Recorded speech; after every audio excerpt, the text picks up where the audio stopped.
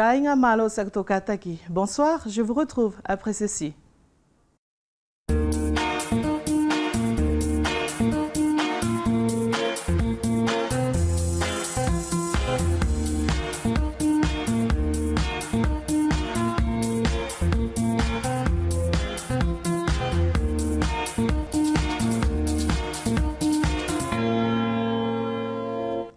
E moko pete loto kainga ke hoko atu i te whelawe i te awhiawhiani. Wheleni malewaini a hong furumatahi o ke toperi e tono whaipe i te talanoa ki a whakatutu o te temi malolo waha alua o te ako. Ai nila ne i tupua i te whakawhia mai te awhiawhi i a te presta o te kautahi ani ko te kawhi whale. I te hingoa o te whawhine matapula ani ko Françoise Touzeau o whi ki tona tō visi presta i te hingoa o Emma a Fione mai te kolo ko Alele. E hoki tō palalau anai pia muna aua i te osi vai atu o he kumilongo a suana tuwhele New Caledonia ne i whakawhilawe ia ki te tāpo ua ni ko Maria Meresete Tiale o hinga e pē mo te talanoa ki te mauri whakalutu ne i tokoni ngā weki ai i a te tuanga ane ni ko Kaio Tui mai te NC la première. Soyez les bienvenus dans ce nouveau Talanoa où nous parlerons encore ce soir de l'action des associations socioculturelles qui développent une certaine dynamique locale, l'initiative et la solidarité à travers leurs différentes activités proposées aux enfants mais également aux adultes, surtout pendant les vacances. Et justement, pour en savoir un peu plus sur ces projets d'activité, nous accueillons sur notre plateau la présidente de l'association Café Fallet, Madame Françoise Touzeau, accompagnée de leur vice-présidente, Madame Emma Afione, installée au nord de Wallis. Nous les retrouverons juste après cette rubrique Religion de Talanoa, réalisée en Nouvelle-Calédonie par Soana Tufele, qui est partie à la rencontre de sœurs Maria Meresete Tiale, avec la collaboration de Kaio Tui, un de nos collègues d'NC la première. Regardez.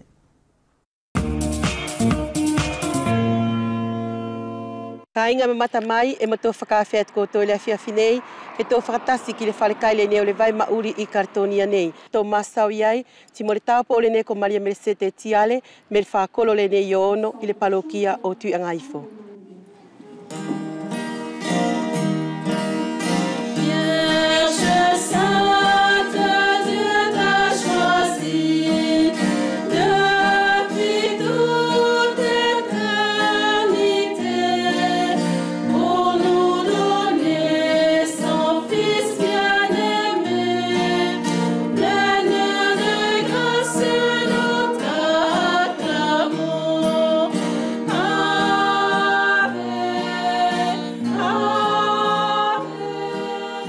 Kainga mata mai le awhiawhila e tō soko atu e whaile anu anga morifia ilo tātou ki le mauri o kautasi o le vai mauri i le whalekaile nei e nofo e kautapo o futuna mo uvea. Whakatasi ti mo le tāpo o le nei ko Maria Meresete Tiale. Ma vai me futuna i le whetu afkalau e iwa ka wartupu iwa o mauri i lon vokasi o le nei kakumai e ki le aso nei. Maria Meresete Tiale whamalo atu malo lau kātaki. I mua tama sau ki le whalekaile nei o koutou e mawhai mua Maria Meresete ke anga o tuku mai se kupu e tasi matala whi aunga ki le kainga mata mai pe ko ai Maria Meresete ti mo le aso na ke angai o longo i lo vokasio. Io malo soana malo la kataki si fai sak formalo ki la tofo ki nga o fatasi mo koi malo la koto kataki. Ko au ko Maria Meresete Tiale e au mi futuna e tu poi yok matua to ka ono mato tu ko no melfa. Fai pele la patima dei nella nei na uro ka tasila lo fetu kan futu valu I ka waltu pui vala of kamata lo no visia no menei tiko lo mato ama uri le nei I lo mato fali le nei e ia mato le kula mato au la fai kole ala mato le uso memori mato lo mato ma uri tio ki tian mato o misa tio ki mato o soko atu lo mato fai kole mo mato wa temi meditasio. Maria Meresete e toka fia tāpo o vai mauri e mauri whakatasi moko I Kartonia nei. Ko au mo mato mo whetain tāpo o le nei mo tō tino mo fur wha. Ko whenua whea loa e maua e kau tāpo o le nei me futuna? Ko futuna mo Uvea, mo Vanuatu, mo Afrika, mo Vietnam. Tama saulo o inga timor fale le nei farkai le koto Maria Mesete e mafai mo ke anga tuku mai pena ko fualoa al fakatu o fale le nei ti ko ai na kamata nga o I mai ia al fale le nei. Io soana ko le fale ne ko fualoa lan tu ko na le nei fetu ka fatu tas. A kamata tu o kautasi no manei tina ko kautasi le nei kamata al patele falani e ngo ko pate per Marcel Roussel ko ia na kamata ile ne kautasi ile aso ka foto tasi o fe polio I ka fatu polimala. Kon nga oile ne e fai koto farkai le koto la Maria Mesete e ka wa yak fatu tu o programa nga o apostolo ria koto ka tasi o vai maulila. E io soana ko fale le nga o mato ti o vai koe e ngoa ko le o viva ko le ngoa io o fale le nga o mato ula. Tari ko le poto nga o mato I fale nei tinga o fo mato tafa. Il poto le ia cole an fratelli che l'optali o fai la pela nen ka tau salmai tanan mato fai la mato fratelli che ka masaki l'optali mo fai capite mo fratelli che ka nga I fai nga ile nei mo I chiatu fuki nga o fara apostolic mato anga fai tita sli cole ingoli cole o vive cole ingo fai ole ne fai mato nga o yaila ka cole ingoli o mato ka tap oula o mato ingoli travailleurs missionnaires de l'Immaculée. E che se lo mato ingoti che se ingole col o vive tal col o vive col ne fale la linga o yamato kula ale kongari Maria Mesete koto anga faksa aki al koto faile al koto farkai le neila e ye ne ma o ke mato anga faksa le ne tali cole ingole col o vive faila pero in ile evaserio ale ia le flave se sumo fa fine samaritana il hour fa fine samaritana o fa son ngavai yana awaia o tio que le que sesu tina vesili patet sesu a sesu que te ia cole que te que a mais nga vai que ino ko ia le ia a fele ngoli cole o viva ko se ngane ai au furki al fenua se au furato kai se au furato kaila que ala to tari e lo e fia ma uri e la to mo fa cristian fa la to tui o fi avulato che amato o to koia che la to ma uri ya sofuri la to mo taktase la to mo la to fana mo la to avanga la to ma uri la to family ko ia e tasileia e au ma o che fenoma e au fit mai matapa e fi ma au ma sa mai ki mato o nga la to ma uri la to en sa ele leala ni la to no fuanga fi kai o la to fit mai che o sa la to ne kai. E ke whakama o ke mai Maria Mesete tiale, ko le kautasi ne vai mauri kartonia neila, e whakalongo mai ki ai, al kautasi o vai mauri o futuna mo uvea. E io, e whakalongo mai ki ai. Whakalongo mai ki ai, tari e provokasio e au me uvea mo futuna, te mauri kautasi la e uvea mo futuna. Te tasi e tau i am tofitaine no uvea, e nga oi uvea, ti an la toki futuna, o te soko atu. Al mauri le ia kautasila I futuna ke ia ne vocacio e mafailo Maria Mesete la carne ka va ver faka o ke o masa o tawa ke anga tuku mai a aso timola e mava ai al faka le ni o koto ko fale o mato I la latea e mava ai tasi tiko la fiafi mava ai lo fito fiafila ya sofuri ngato fai ko la stapo e malolo ai mato Kaya ika konga whakalotu inu mea nei e kau kia koto ne kau tāpou vai mauri pe misa. Le fai pela pe misa mato ano misa ko mato anime ia pokia misa e que sia ko mato tu fa comunio ko mato e tokanga que fai kole mo sua o misa e que sia. Maria Mesete ko le ne ku whakaoki o le masa wa tāua e lafia finei, ko le ala whakaamu o uinga ti mo le soko atu o mauri o kautasi, tā whito ngā oi ma oinga le ne ko tau anga tu ula ki kartonia nei. E whakaamo loto ki e ni vokasio ki e ni toe, ke lo tau anga, ke lo tau longoi ale kalanga i ale aliki ki e la tau, ke lo tau muri i e sesu. Ke e ni vokasio ke au o muri, ke au o no ngā oi ki le ke sia, mo no ngā oi ki atu potu whenua ki whenua e au ngā ki la tau, ki lo tau ngā oi.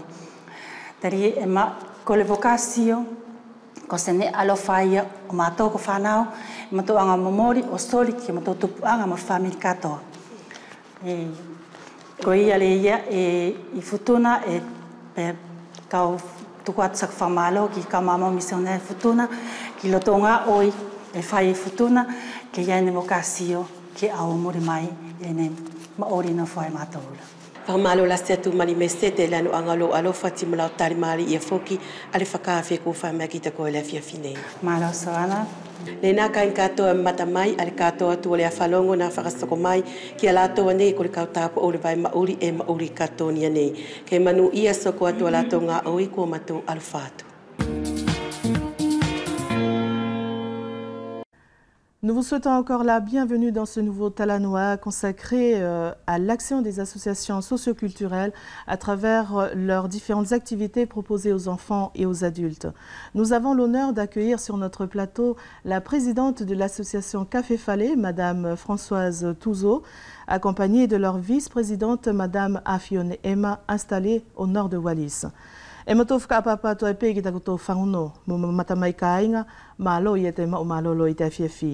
E whenele vai e te aluanga o te whelawei, e tōna whai pēi te talanoa ki a whakatūtū i te temi malolo waha aluani o te ako, e o tō whakatahi paralau ai lewa i te awhiawhi ani, pēr mo te pelesta o te kautahi ani ko te Café Falé, i te hingoat whawhine matapule ani ko Françoise Touzeau, o whia ki te whawhine ani ko Emma Afione ko i e tonu e visi pelesta i tōna tō kautahi.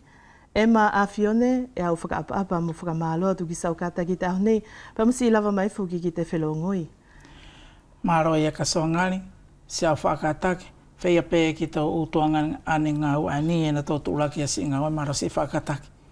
Madame Françoise Touzeau, bonsoir et merci de venir sur notre plateau.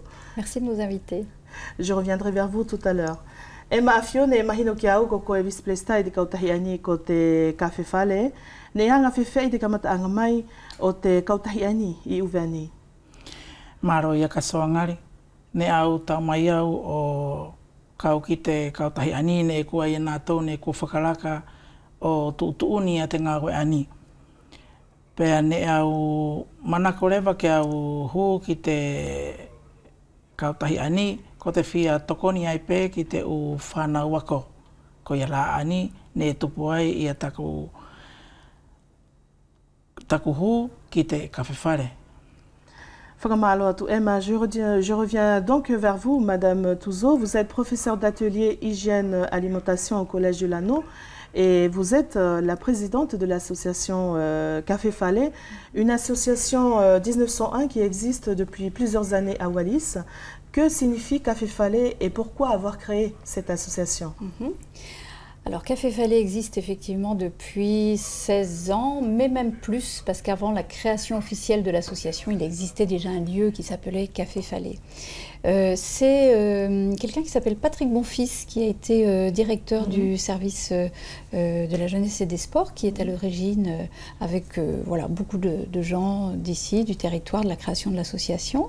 Alors Café Falé, le café veut dire culture, animation, formation, éducation dans le Falé. Dans le Falé. Voilà. Un centre d'animation, comme vous venez de le dire, de formation et d'éducation pour les enfants et pour les adultes aussi dans le Falé, d'où l'appellation de Café Falé. Qu'est-ce qui vous a motivé, Madame Touzeau, à intégrer cette association? Alors, moi je suis arrivée il y a effectivement 3 ans à peu près sur le territoire. J'ai trouvé que cette association était vivante, qu'il s'y passait plein de choses.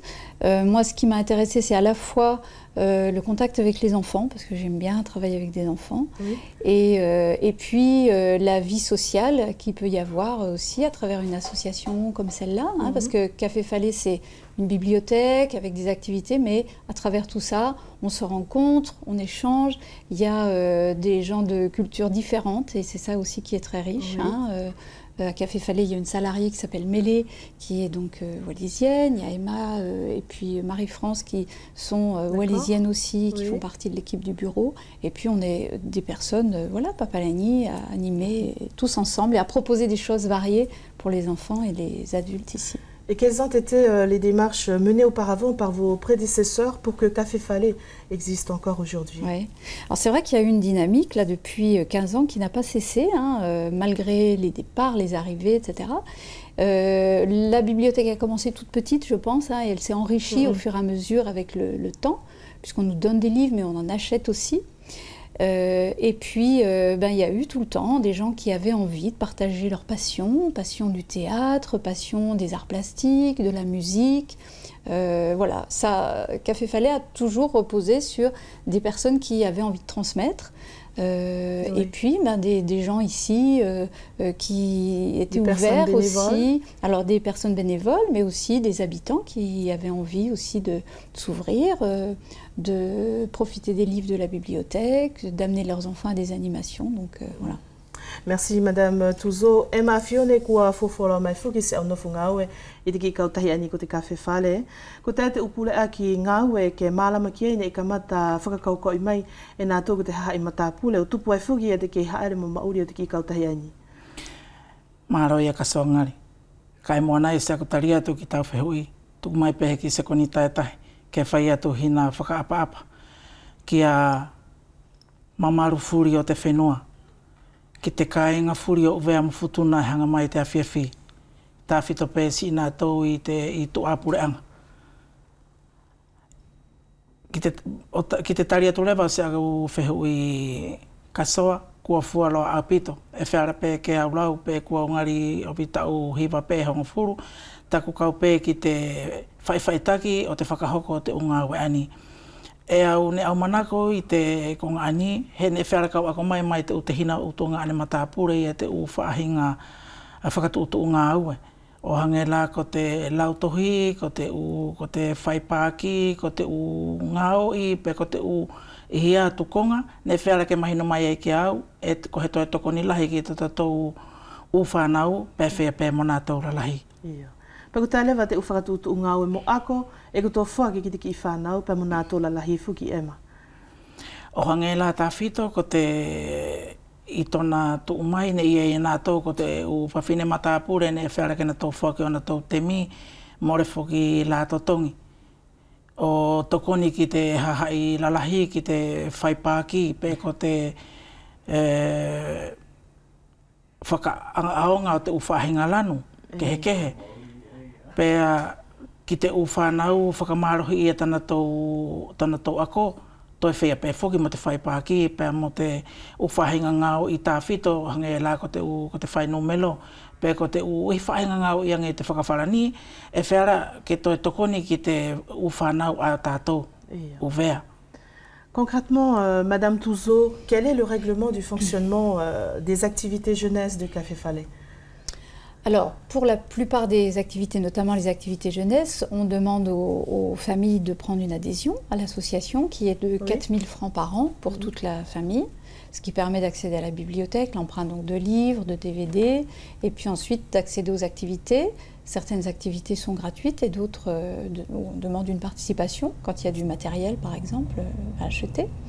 Voilà, donc puis évidemment on respecte, alors par exemple on rend les livres à la bibliothèque après les avoir lus, il y a des petites règles comme ça évidemment, comme dans tout lieu culturel. Vous travaillez en collaboration avec le service des affaires culturelles, le service de la jeunesse et des sports, la DEC, le vice-rectorat et l'hôpital. Ouais. Quels sont vos objectifs primordiaux? Alors je dirais moi, bon, je m'exprime en mon nom, hein, même si je pense que c'est partagé, mais que Café Falais, c'est d'abord un lieu de vie et de rencontre, hein, et puis un lieu d'ouverture culturelle. Voilà, alors peut-être je peux venir un petit peu sur ce qu'on propose en termes d'activités. Donc Café Falais, c'est d'abord une bibliothèque, hein, mais c'est aussi un lieu d'activité pour les enfants. Donc par exemple, cette année, on avait des activités arts plastiques, hein, animées par Soisic. Il y a un atelier théâtre qu'anime Marie-Christine. Il y a une chorale pour les adultes. Il y a un ciné-club animé par Maléco, il y a voilà, un certain nombre il y a un groupe de lecture aussi pour les adultes là, et puis il y a des animations régulières pendant les vacances. Donc ça c'est tout ce qui se fait tout au long de l'année. Et puis à côté de ça, il y a des animations plus ponctuelles, hein, des conférences, des vide-greniers. Et puis il y a des actions plus importantes en partenariat, comme par exemple le FIFO avec Wallis Première, hein, qui s'est bien développé grâce au dynamisme de Gérard Guillaume là, depuis 2 ans. Et puis il y a aussi la résidence de théâtre où on fait venir donc une troupe de théâtre de Nouméa. On a fait ça l'année dernière, on a recommencé cette année. Je pense que ça va se poursuivre parce que c'est vraiment chouette.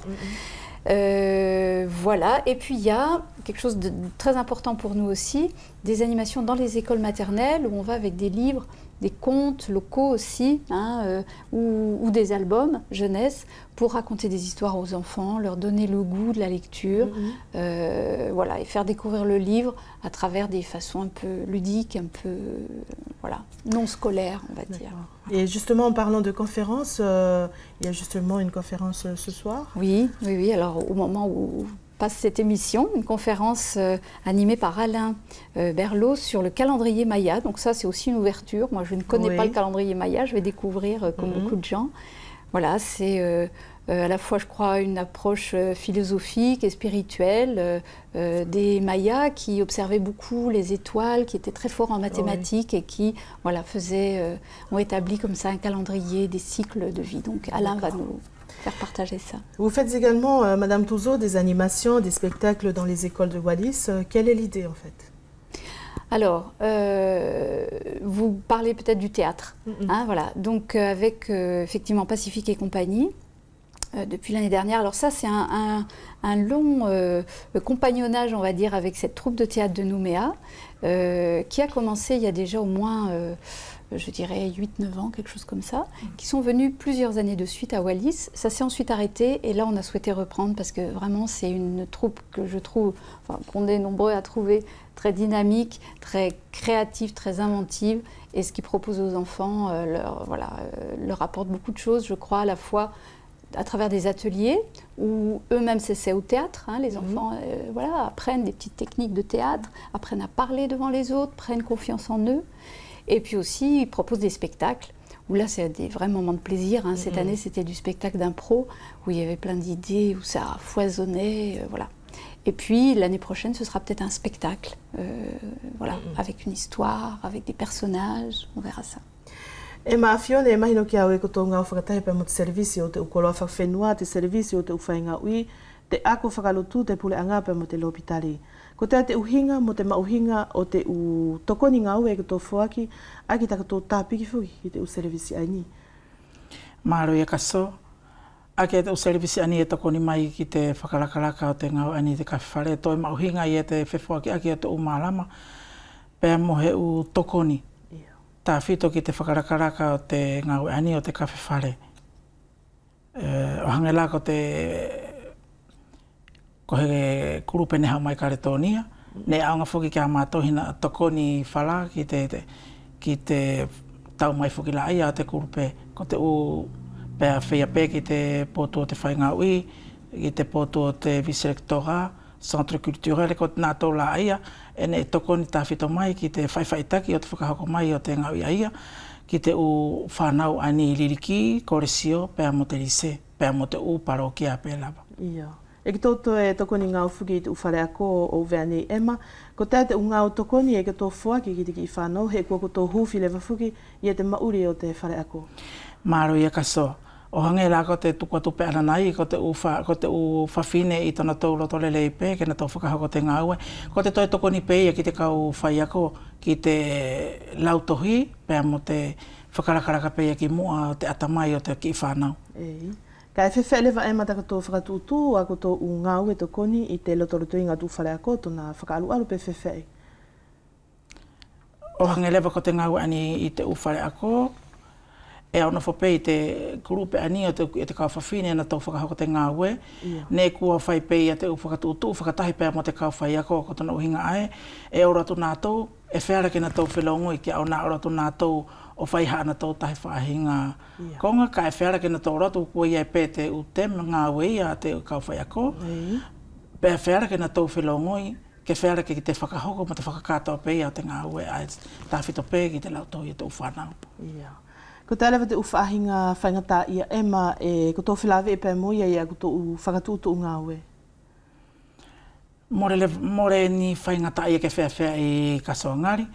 ko te u whaingata ape ae, ko te ngā ue whoki, e whakahoko, ko te who i toko tahi pēhonge la, ko te tuku atu e te peresta ana nei e totongi whoki e te potunga ue, kai ki ana to ala, ko te ngā ue pe aki te ofa, e toe kaula mo ani para lau atu, i te whoaki o toku te mi, i toku roto lelei, pēr mo toku ofa ki te uwhanau, ki te whakahoko o te ngā ue, ki te urelei pe o te uwhanau o te tatou whenua.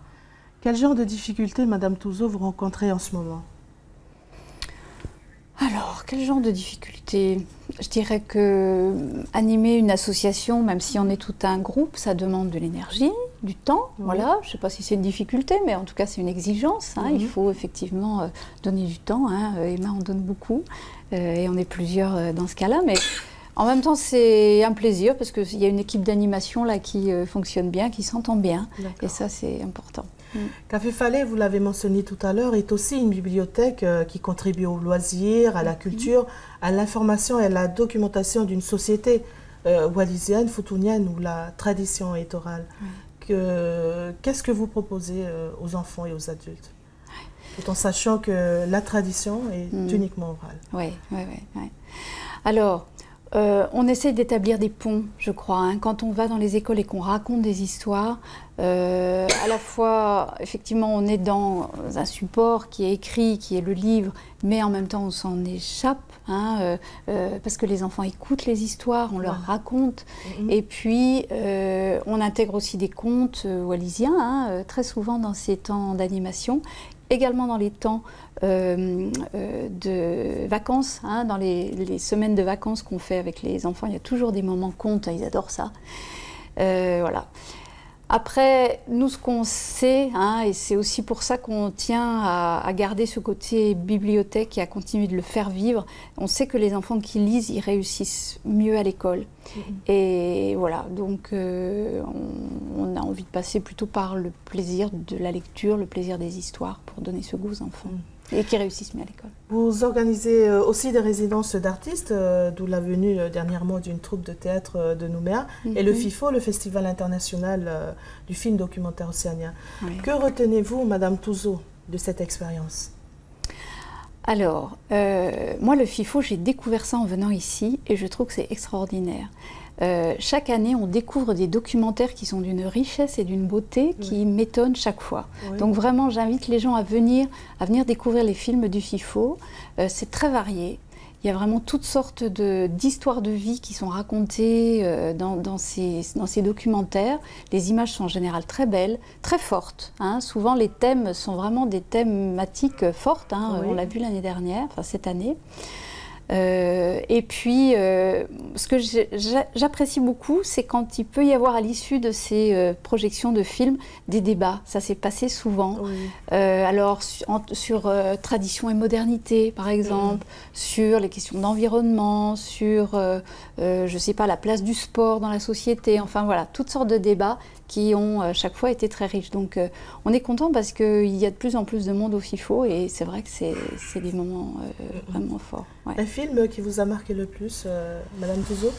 Alors moi j'ai beaucoup aimé, le titre m'échappe là tout de suite, mais beaucoup aimé le film qui était de Nouvelle-Zélande et qui parlait, qui racontait l'histoire d'un conflit dans les îles, oh le nom m'échappe, ça va me revenir.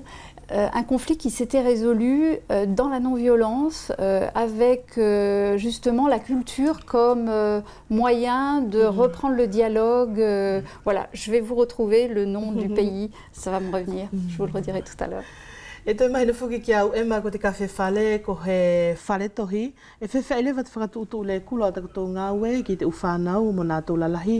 E whia lau tohi he mahi no fuki ka koe Emma mo le a atu whewhai fuki. Ia te hai o tātou ki te lau tohi he ne e tā ofi ngutupe a tatou historia mai te kui. Maro ia kasoangari. O hinga lewa pēr ma te whakatuutu o te Café Falais. I te hangalako te paha katoa, kua awa mai te monite, whiria tōru, whiria ni mauhu. Pea ko te whiria whahiri o hatarewa, ma te whiria ono, heo ki awa i te Café Falais. E ko te awatu aia te Café Falais, o whakaronga ki te uwhanau mo te mona tōra lahi, ke e na tō manako ki te lau tohi, e na tō o mai ai o tō ni ana tō tohi, Pea mo ki te uwhanau e whiara kena tō mai o whai ana tō me ako, pea osi pena tō lau tohi i te whare tohi. Ko te whakatuutu ngā ue la aia o te kawhi whare. Pea i te kawhi whare e ia te whawhine na whakahoko ia te ngā ue ki te uki whanau i te whiria whahiri ho ata. More ke whai te kawhi whare, kona hiki ki lano, ko te whai ngau i te whakawharani ko te spectacle. Pea mo te whawhinere vai te whiria ono hiri ho ata, e na whai ai ki te, na ako ki te uki whanau, i te whai pāki, i te ako ki te whahinga whakaonga te ulanu kehe kehe.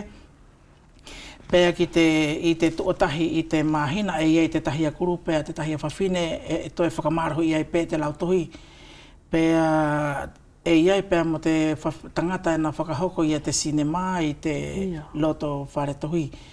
Pea toi iei whuki pea mo te kuru pe hiva e iei pē te tangata o te kawhi whare e na toi whuaki i te whainga maari ai e ka nā toa lai manako ki te hiva e na whainga i te tona poto ke toi tokoni ka nā tō lai manako ki te hiva. Ko nā lai e te uki whakatuutu ngā ue i a te kawhi whare, toi lua pē hangai ko te tuku atu o te hinaani, ne moto ngā ue pēr mo te hangai la ko te FIFO, pēr mo te kurupe teatro lani ne hau mai karitonia, ko nā i e te uwhahinga. Tahi e konga ne whera ke tō ia mau, ne i e mo te sivi pāki, ne whakahoko i te kawhi whare, ko te konga la aia, ne ngau e kia i te whare tohi. Ke hange manako mai kia i te hahai, pe hange toe awahi atu tō matapā te whare tohi ki te kāinga furi e na tō mamana mai ki te whare tohi anihi matatu. I te umahina ko hiri atu e maho pēku tātuku mai ne i e whuki hei kūtunga ngau i teatro mai Karitonia ne o mai whuki uwea nei, o whee whuki ki te FIFO, te whakatahi anga whakahaha ata Oceania. Ko te ate uta ofi mauhinga i whara ke puke mai tana tō unga uwhuki nei ina tō o mai o vai kia tātou i uwea nei. Māro ia kasoangari. O hinga la mo te grupo de teatro, kua whara pē kia ula ko tana tō ngari tō waru, pe hiwa tana tō kako mai ki tata tō whenua. Ko te konga ai ne au whiawhia ai, he ne more mālohi e tana tō ngā ue mo tō whare ako mālalo. Kai ani la kua mālohi lewa e tana tō ngā ue, pe mo tō whare ako mālalo. Whea ki te whare ako te koresio pēr mo te rise. Ko te konga ai mauhinga mai mau tāwhi mai kasoangari, he more ke ngata pē i te hange la ko taki talau pē i te utohi, kai kua whera ke kita whaiwhaitaki i ani whahinga historia, aki a te ngau i kehe, o a nine e te whaki mai, mo tuku mai i te kurupe teatro. Ko nā lai i te konga tāwhito ne au tāwhi mai, i te kurupe ai ane e tau mai, o toi ako i te whanau, more ke ngata pē te whelautohi, ka kua toi lele yang e tana whaiwhaitaki, aki te uki ngau i. Whakamaro atu Emma. Je reviens maintenant sur votre programme spécifique qui sera proposé, Madame Touzo, pendant les 2 semaines de vacances scolaires. Quels sont vos objectifs? Oui, alors 1 semaine seulement et le matin. Hein, voilà. On fonctionne effectivement pour l'instant qu'avec des bénévoles, donc notre temps est un petit peu réduit. Donc ce sera les matins, entre le 2e semaine des vacances, donc entre le 22 et le 26 octobre. Alors, il va y avoir des choses assez variées. Il va y avoir une nouveauté qu'on n'a pas encore faite pour les enfants qui le souhaiteront, une initiation au jeu d'échecs. Voilà, avec donc Michael qui est un passionné et sait bien transmettre, expliquer tout ça aux enfants qui le souhaiteront. Voilà. Sinon, il va y avoir des danses, des séances de danse avec l'INSEE qui est déjà venu plusieurs fois, danse wallisienne, danse tahitienne. Il va y avoir aussi, je pense, la création d'une histoire avec du théâtre. Enfin voilà, on est en train de préparer tout ça. Et puis des jeux, voilà, parce que avant tout, les enfants aiment bien jouer dehors. Et puis des contes wallisiens. Voilà. Je rappelle quand même, Madame Touzo, que ce sont des personnes bénévoles qui animent des ateliers pour les enfants de 5 à 12 ans. Et ce sont uniquement des métropolitains. Alors non.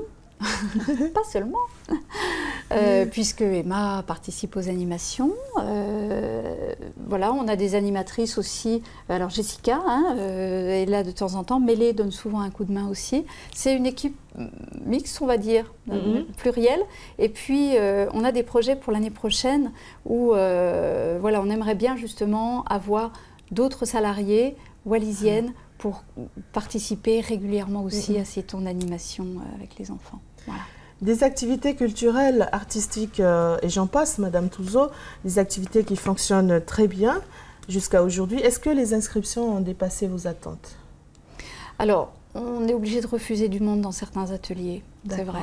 Ouais, parce que nos locaux ne sont pas immenses et puis que c'est souvent bien de travailler, je pense à l'atelier art plastique par exemple, là, on ne peut pas être 30 quoi. Voilà. Donc c'est des groupes d'une quinzaine, il me semble. Voilà. J'ai oublié de donner une info, il va y avoir justement à propos de l'art plastique une exposition des créations des enfants et des adultes. Donc ça va être début décembre, le 8 décembre si je ne me trompe pas. Voilà, donc c'est un samedi matin, on pourra découvrir ce que les enfants et les adultes ont fait cette année. Emma Fiona au fili di maeleva ki te u waha malolo te ako ku fefe ia to u whakatutu u ngawe e ki tō whaki ana ki te whanau. Malo ia ka songari. O hinga lewa ma te whakatutu ngawe lewa ani ka mato whakahoko i te loa waha a te malolo. Whainga i pē te ka whewhare, taru mai te kamata o te tau i te malolo anga pē, whainga i pē e mātou ke whakahoko i te u ki ngau ia ia, te u ki ngau ki te u whanau. O hange peko tana tuku atu e he te hina mo oku, i te konga ngau e ani e anganga kehe i te potu o te kawhiwhare kasoangari. He ko te kau matapure ani ana tau whaiwhaitaki e te ngau i tona tau mana wa ofa, mo tona tau ofa. Pea ko ia pea nini na tuku atu, o hange la pe ko au, e toi au muri pe i ana tau, te toi whoaki mo te o toku te mi, pea mo toku ilo whiaunga ki te whakatutunga o ani, ko te ofa i pē ki te u ki whanau. Mai te moni tēnā ki te whiria ono, iai pēna he tahi he tangata e hau ia o kamatatana ia ki i whakatutunga aue, e iai pēa mo te u me e whakauvea whutuna, mo te u ki whahinga me e whakapaparangi, whakamatapure, e toi whakahoko atu ki ai pēa mo te u ki ingau, i hange la ko i te whakawharani, jeu de mémoire, jeu de société. Toi whakahoko atu ki ai mo te u ki whangana whakatātou e whēra ke tau whakahoko pe au. Ko tona uhinga e au whakahoko i te whakawharani, pēa tō riliu mai pe te whakauvea. Ko tona uhinga e au toi mahino pe ki te aonga o tātou rea, ki te u ki whanau. Ko nā ia te u pene e toi whakahoko pe mo te u ki kuka, te u ki whahinga whakatutunga o ke heke pe, e whēra ke mo tō whakahoko anai, i te lua waha marolo, ani ka tō whakahoko atu ki ai. E ia he utokoni e mai ko tō mau, mai tua, o hinga mo te whakahaere o te koto ki kautahi? O i te whakahaere lewa atama tō kautahi, mai tōna kamata mai, tāwhito pē ko te whaiwhainga ui, a e toko ni tāwhito mai ki a mātou, e na tō whuaki mai i a si ki whainga whara ki te whakahaere o te kawhiwhare. Pea, toi toko ni pē i a te u e nā tō ani o mai o tohi ona tō hingoa, he toi totongi poki e te ki whainga paanga e kore te kawhiwhare, mo ka ke hau tohi tau ki whamiri, pēa mo tō hingoa. Ko te uki konga aia e toko ni mai ki te whakahaere, mo te whakarakaraka ke mua te kawhiwhare. E mahina mai a koe e mako te ngāwe e ke whuaki ki te whanau, ko te ako i mo whakahinohino o hia ki he uki i whangana, ngāwe whakawhenua, pe ko te whakamatara whuki o ki i whangana whakawhenua. O kako mai ki te aho nei ema e kua whakalaka ako tō u whakaamu o uhinga pēr mo te utohi hingoa, te kaunga maari whuki o te uki i whanau. Maro ia ka soangari. O hinga rewa pēr mo ata tō uki i whanau, ne mahani mai pēr kaunga maari e pēsi i kau paparangia. Kako te konga a e whiara ke au whiawhia ai te u tau whakamuri mai lewa ani. O hange la ko te tau ani, kua toko ngai, kua kaunga maari e tata uki i whanau. Pea longo la ia te u roto mo te u whakaamu-amu, kai aki toma tō u ki konga whare ngā ue, e mori whiara ke matou whakalakatu ia te he kaunga maari e whewhei o te uki i whanau, a e whakaamu whoki ke kau ki te uki whakatutunga o ai o te kawhiwhare. Pa o hinga lau pe mo te malolo te ako ema, e whakatua koe pēr nei i te kaunga maari o te u whanau ki te tokowhia. O hange ko te taulua ani, ne e kōrewa, ne hange pērewa, ne au tokanga tāwhito mai, ne au whainga i pē ke whakaraka i te toko hongfurumani ma. Kai ki si o matapure e whokia, ko mahino pē ke ako e ka soangari, pē toko hongfurumani ma maono, kai i toko potu, ne e kūkako pē ki te toko hongfurumavaru. E mahino mai whuki mai a koe ema, E ko te u hahai mata pule pe fuki ani e na tautu lagi e te unga wedi ki kautahe ani ko te kawhi whare, pe ko hu mai e pe fuki pe mo koutou. Ko te he upule ake ke manatu ki ai, ke tupu ai fuki i he mamana mai o te hahai o tātou ki te u whahinga ngau ani ki tautu lagi. Maro ia kasoa ngari. O hange ko te konga ani ko matou whakatutu mai, ko ani pene ko tuku atu e te hina mo oku. Ko te loto whaitarihi ia o te Kristiano e whakaapa atu ki ai toko potu. Ka ko te konga tāwhito ani kasoa ngari ko mahino pē ki te uwea, pē mahino ki te futuna. Ko te konga ani matou tuulaki e toi anga tāwhito. He ko tō mahino pē kasoa ngari ko tau mai te uwhahinga masini kehe ko whakaanga ia tatou whanau. Ka hange ko e kau i te kawhiwhare ki te uwhahinga pure aki ae, ke toi poto i te whanau, i te whakaanga te masini ani, pēa mo te ulelei ani ko na tō mau i te lakanga ani. Ko e nāla kasoa ngari i te uki whahinga whakatutu o te kawhiwhare, e ke toko ni ai pēia ki te uwhanau. E au whakamalo atu Emma. Madame Françoise Touzeau, vous organisez également des vide-greniers. Pouvez-vous nous en parler un peu plus? Alors oui, on organise 2 vide-greniers par an, en général autour du mois d'avril, mais souvent avril, et puis un autre en octobre ou novembre. Donc le prochain aura lieu le 3 novembre, c'est un samedi matin, à partir de 7h, 6h30 pour les exposants. Voilà, donc tout le monde peut venir. Alors il faut s'inscrire au préalable, hein, qu'on sache voilà, qu'il y ait de la place pour tout le monde. Et tout le monde peut venir voilà, vendre ou acheter des choses d'occasion. Voilà. Emma Afione o hange ko te whihuenina o whaiangi ki te koto Pelesta i mahino mai fuki i geitu ki whakatau anga koroa i ke tō tau whakahoko. E whelala tau vai mai i te uhinga, mo te mauhinga fuki o te uki whakatutu aia. Maro ia kasoa ngari. E hange pe kato whakatutu ngā ua pe, e kau ki te whakatutu ngā ua ani o te kawhiwhare. Ne matou tō i te whainga maari aia. Ki ana tō ala e whia mai o voti, ana tō whakatau, ana tō ki konga ai, more ke ana tō whakaonga ana tō api. Pē tō e whiara pē kia mātou kawhiwhare, ke mātou whakatau i te uki konga, pē ko te utohi, pē mātou tō e tokoni e mātou ani po i pilo ngā ue, ki te voti o ni ki whakatau o te u i kato, pē hoko whahinga ki konga ange, ke tō e tokoni pē ki te whakahaere o te kawhiwhare. Pē tō e kia ana tō la e mana ko tāwhito ki te aho ai o te whakatau koroa, e wheragena tō o mai o tahi whiriwhiri tōna roto. He maua e pē te mea whiriwhiri i te ki whainga maari ai. Pē kia ana tō ana tō whia whakatau ana tō ki moi koroa. Pē ko tōna whainga maari e la ani, te aha toru ani o Noveperi, he whakahoko ai e te aha whai whakatau. Pē o mahalo fuki Emma Afione ko te langi hahai matāpure pē fuki e mamana ia ki te ukonga whia. Pe ia he hahai o tātou kua huki te konga ani. Maro ia kasoa ngari. I tōna kamata mai ne hange pēne whainga taa ki a tātou ki tō tāwhito i e tō tātou lanu. Ka kua whakamuri mai pēlewa kua ia i ana tō kua mai o whaiwhaitaki a te ngā ue. He kona tō si oifo e anga tāwhito. Ki a nātou, he tāwhito lai nā tō aesio ki ana tō koloa, kua tuku pē whare more ka e tono pē ia ke i aonga ki i whamiri, ko ona tō mai o whakatau i te aho ai ai whakahoko ai te aho whakatau o te ki konga. Whakamalo atu Emma Afione. Nous n'avons plus beaucoup de temps devant nous, Madame Françoise Touzeau. Merci d'être venue sur notre plateau pour parler de votre association Café Falé. Je rappelle que vos activités proposées vont des créations manuelles jusqu'à la musique, en passant par l'artisanat wallisien et la découverte du goût, de quoi offrir du plaisir aux enfants et aux adultes également, et leur offrir également une ouverture sur le monde. Qu'est-ce que vous espérez, Madame Françoise Touzeau, pour l'avenir du Café Falé, pour bien finir notre entrevue? Alors, on a plein de projets pour 2019, enfin plein. On a des projets pour 2019, on aimerait pouvoir renforcer l'équipe professionnelle, comme je vous le disais tout à l'heure, qui accueille le public tous les jours et qui participe aux animations. Voilà, donc déjà ça va être un changement intéressant. Et puis donc pérenniser ces accueils de vacances, peut-être les étendre, on va voir. En tout cas, parce qu'on voit que ça correspond à un besoin et que les enfants sont heureux de se retrouver pendant les vacances. Voilà.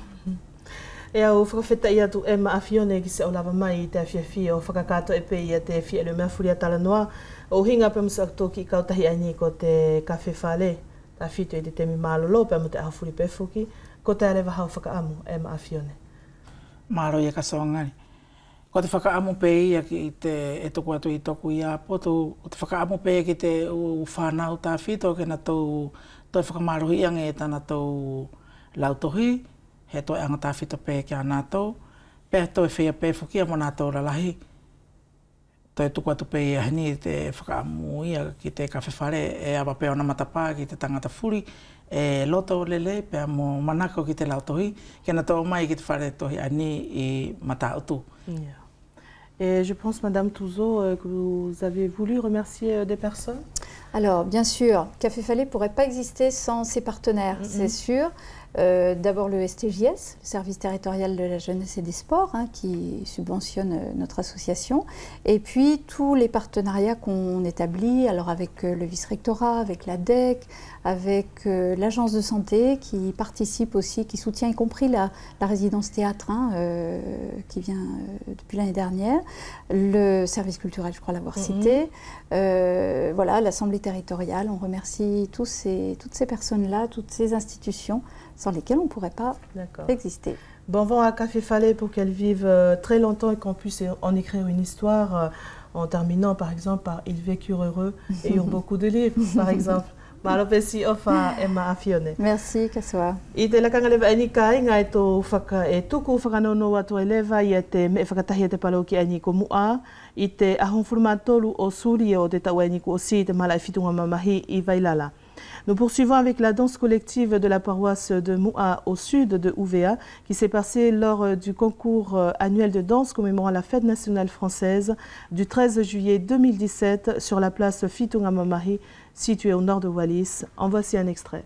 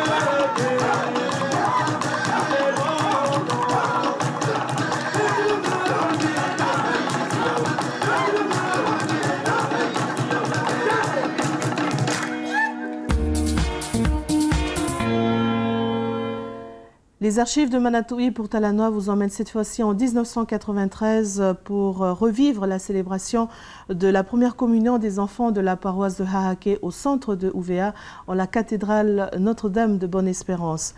Ces enfants qui reçoivent pour la première fois le corps du Christ sous forme d'hostie en créant une relation personnelle au Christ, en les nourrissant de sa parole et de sa vie. E tomo mataleva ka inga ki te ngau kumilongo ta ofia te pilo talalongo tātou, o hinga pe mo te tōtonga o te uluaki komuni o te uwhanau o te paloki aini ko Hahake, ne whakahokoi e te ekelesia lahi aini o mata utu, ne ko te tau awhe hivange o hivang fulumatolu ai.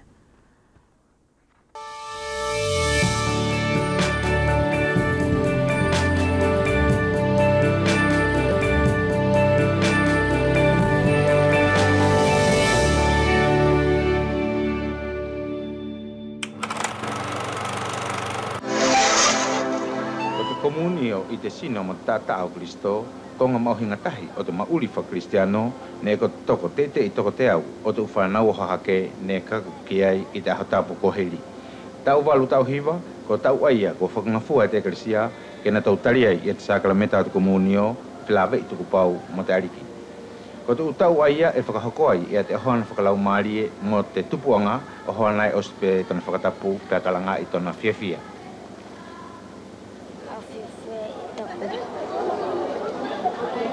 Ko talia sesu ya fifia na talia sesu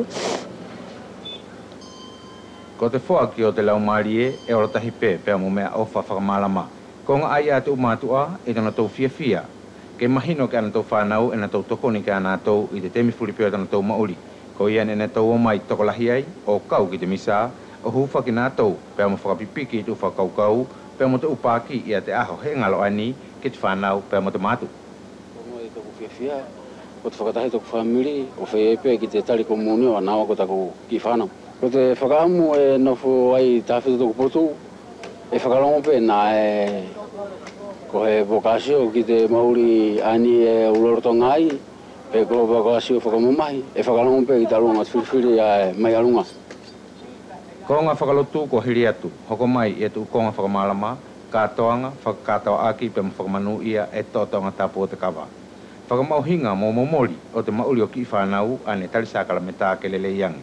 Pe hoki whakātao lelei i a mea furi ki te kai whakawhamiri, pāki o te tau mawha ane whakatua i Sesu i a te Eukaristia, pe amotoi whakapipikiangi i a te no whakawhamiri o hange pe whoki o te komunio e na whakapipiki tātou ki te ariki.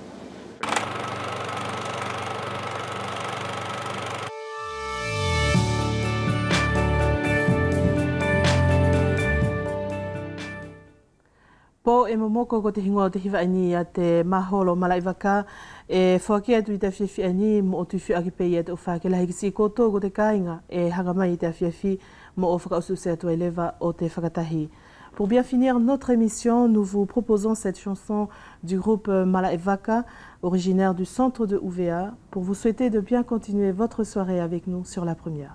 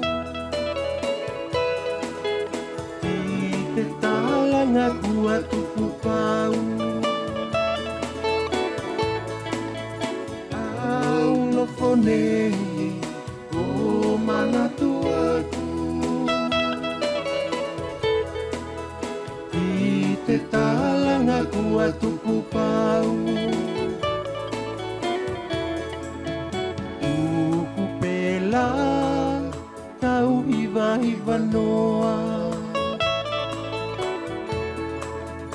I te lahi whausi o ku ofa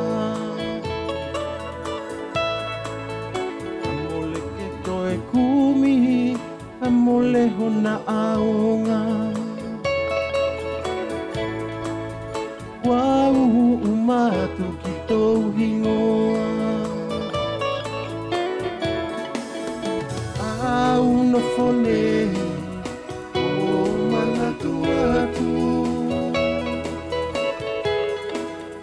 I te talanga ku atu pupau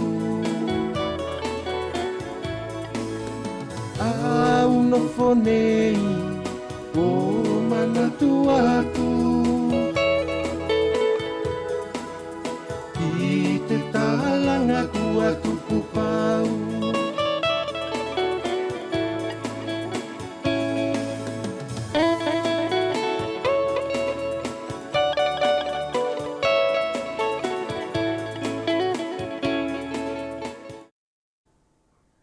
Pe ko se toi pe le wakainga pe mo te temi whakatahi o tātou ki te whiawhiani I te talanoa. Whakamalo atu e pe ki te aluanga tako tō whiawhangono mo matamai ki a whakatutu e mato vai atu. Ke tōlele ia te pōkato ani kia koutou tatau e hoku tō te whakatahi whene pe la ki a pongpongi a whiawhio ka matatu pe I te hola ono e mato o whātu. Talanoa s'achève pour ce soir. Merci de votre fidélité à nos programmes qui restent toujours disponibles en replay sur notre page Facebook, sur le site de Wallis et Futuna la Première et en intégralité sur notre chaîne YouTube. Excellente soirée à tous et à demain.